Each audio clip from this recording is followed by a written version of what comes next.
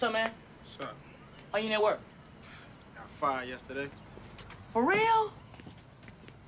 I thought you had a day off yesterday. God damn. You got to be a stupid motherfucker to get fired on your day off.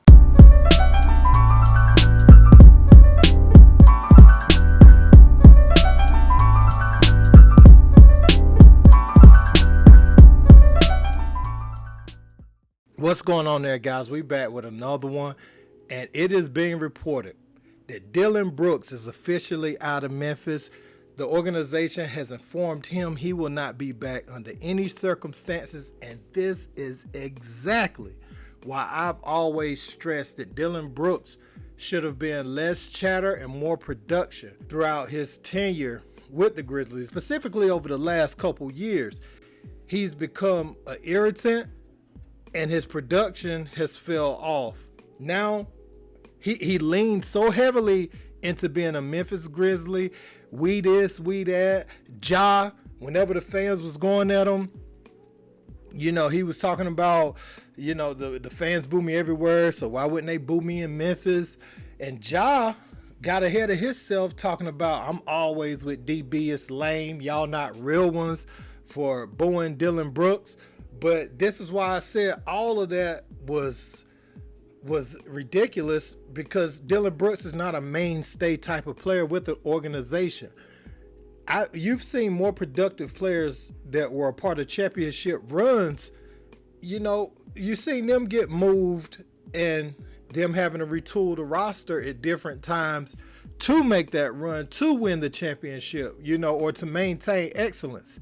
And Dillon Brooks, they've taken a step back. So you think this organization is going to willingly take a step back with Dillon Brooks and bring him back next year? No.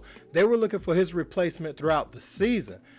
But he actually hinted at this, and I feel like he had this information in his exit interview. Check out what he had to say. Dillon, you're going to be a free agent this summer. What do you think about the chances that you could be back here next season? I think they can possibly be good. I'm leaving that, to my agent, Mike George, to handle that. And me just focus on the summer, focus on what I can get better, focus on how I can, contribute to getting better. That, I gotta get better, shooting the basketball. DB, do you regret the comments made after game 2 with how it then evolved into this huge wave of putting the spotlight on you and your team, and whether or not it, geeked up LeBron or whatever, but do you regret making those comments after game 2? No. That's who I am. I don't regret it. I'm a competitor. I compete. I don't think it got LeBron geeked up. Is he back in the playoffs? It's been a little while, so I think he was ready to play. Dillon, back here. Taylor just talked about less talk, more walk next season. Is that an environment you feel you could operate under if you are back here next year? Yeah, I could operate in any environment. With the talking, I did that.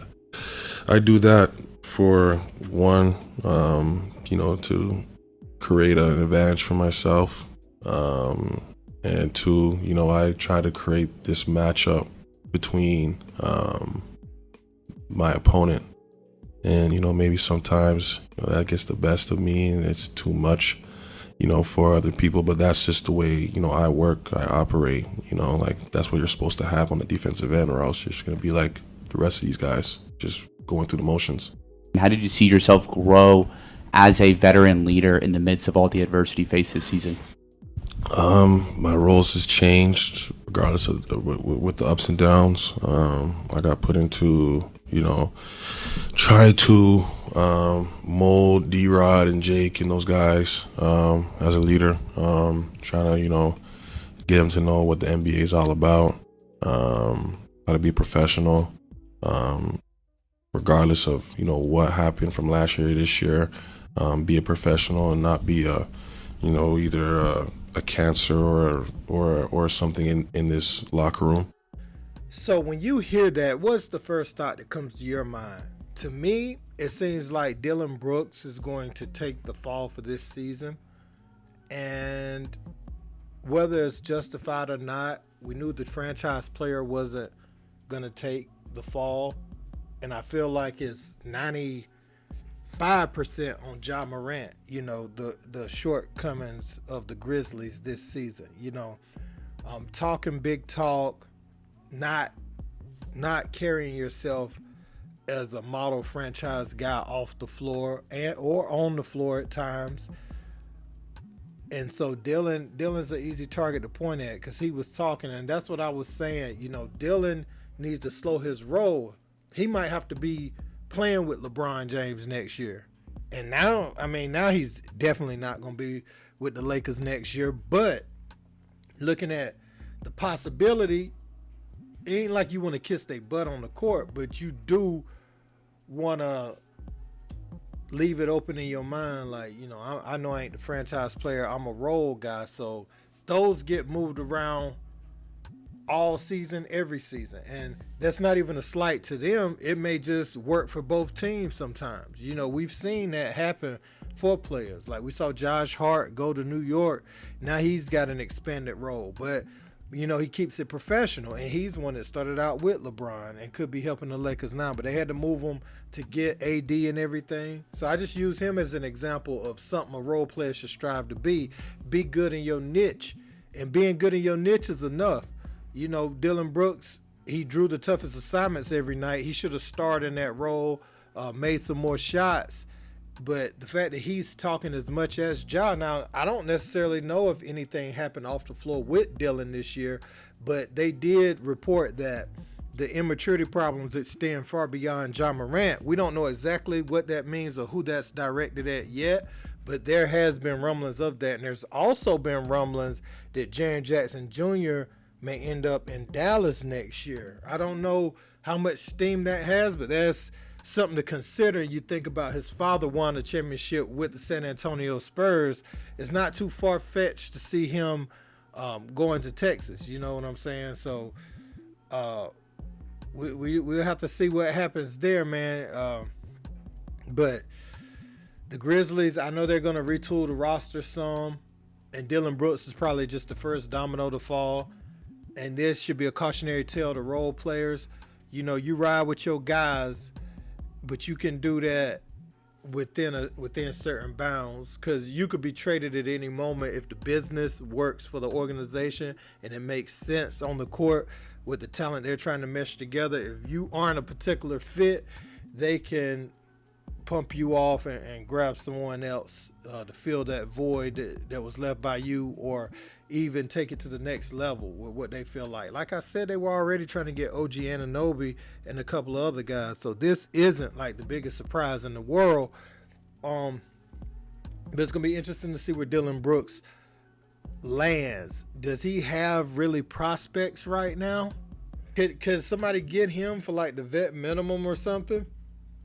Maybe he can sign for a little bit more than that. It's just, and I ain't saying that he's the worst basketball player in the world. I'm just saying that the last impression of him, you know, writing checks he can't cash with his mouth, and also his performance not matching that level.